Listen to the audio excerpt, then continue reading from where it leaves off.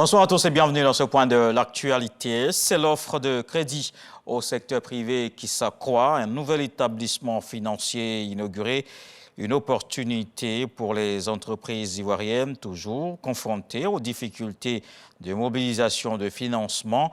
Une occasion pour le ministre de l'Économie et des Finances, Adama Coulibaly, d'appeler l'écosystème financier un appui plus fort aux petites et moyennes entreprises.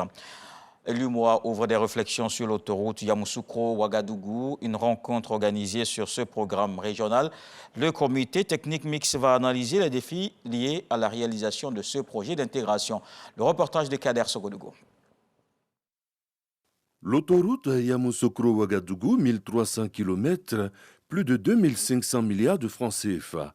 Un outil d'intégration majeur entre la Côte d'Ivoire et le Burkina Faso. Le comité technique mixte de suivi du projet est en conclave à Yamoussoukro. Il s'agit de faire le point des actions menées pour l'avancée du projet. Côté burkinabé, entre phase d'études et début des travaux, l'optimisme demeure.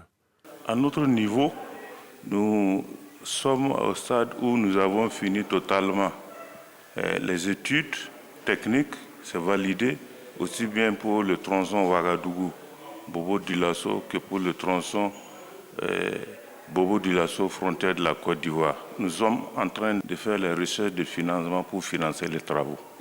Côté ivoirien, les travaux ont été lancés le 2 octobre 2017. L'axe Yamoussoukro-Tiebissou n'attend que sa mise en service. Tiebissou-Bouaké est en cours de finition. Les choses avancent sûrement. La Côte d'Ivoire a normalement 600 km de route à réaliser de manière globale. Nous avons réalisé en ce jour 230 km à Abidjan et Yamoussoukro. Et maintenant de Yamoussoukro à Tiebissou, nous avons terminé, mais ce n'est pas encore mis en service. Le projet est chapeauté par l'Union économique et monétaire ouest-africaine, UEMOA. Nous voulons vraiment saluer quand même l'État de Côte d'Ivoire pour les efforts fournis dans la mobilisation des financements sur ces projets qui sont très importants parce qu'au niveau de la commission de l'UEMOA, ce que nous visons, c'est d'avoir l'interconnexion des différentes capitales à travers des infrastructures qui permettent de rendre plus fluides les transports, plus fluides les communications, et ça nous permettra ainsi de renforcer l'intégration entre les populations, ce qui est le vœu le plus cher de la commission de l'UEMOA. Cette rencontre en terre ivoirienne a également abordé la facilitation du transport sur les corridors Abidjan-Ouagadougou et Abidjan-Bamako. Des recommandations ont été faites pour une fluidité routière entre ces États. Des directives existent déjà dans ce sens. Dans le nord du pays, il vient de se tenir la deuxième session ordinaire du Conseil régional du Poro. Le programme triennal 2023-2025 adopté, la collectivité a aussi fait un point des chantiers réalisés et ceux en cours. La priorité du Conseil dans les années à venir, c'est la construction de plusieurs écoles et centres de santé dans les villages, accroître ainsi l'offre pour donner plus de chances aux enfants pour apprendre dans de meilleures conditions et permettre aux populations de se soigner plus facilement. Dans le reste de l'actualité, le Front national pour la défense et de la Constitution en Guinée a suspendu ses appels à manifester le 29 août et dimanche 4 septembre. Le FNDC appelait à manifester pour un retour à l'ordre constitutionnel. La coalition de partis, syndicats et organisations de la société civile annonce cette trêve après s'être entretenue au cours des 72 heures avec des responsables de la CEDEAO et certains président de la conférence des chefs d'État de l'organisation ouest-africaine.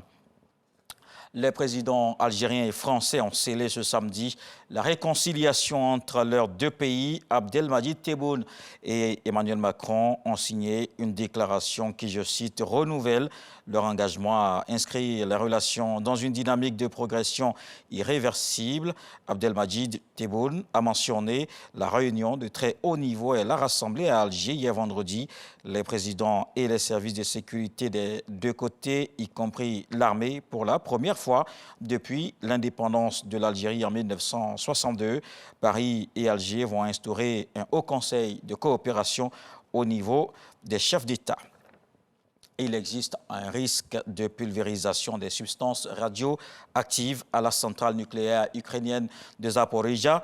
Le site est occupé par les troupes russes. L'avertissement est lancé par l'opérateur public ukrainien. Kiev et Moscou s'accusent mutuellement de procéder à des bombardements à proximité du complexe. L'Agence internationale de l'énergie atomique demande instamment l'envoi d'une mission à la centrale dès que possible pour aider à stabiliser la situation en matière de sûreté et de sécurité nucléaire.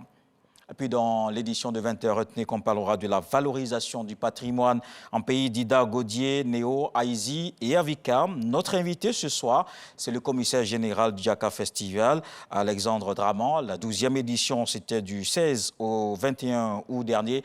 On se retrouve donc à 20h pour toute l'actualité.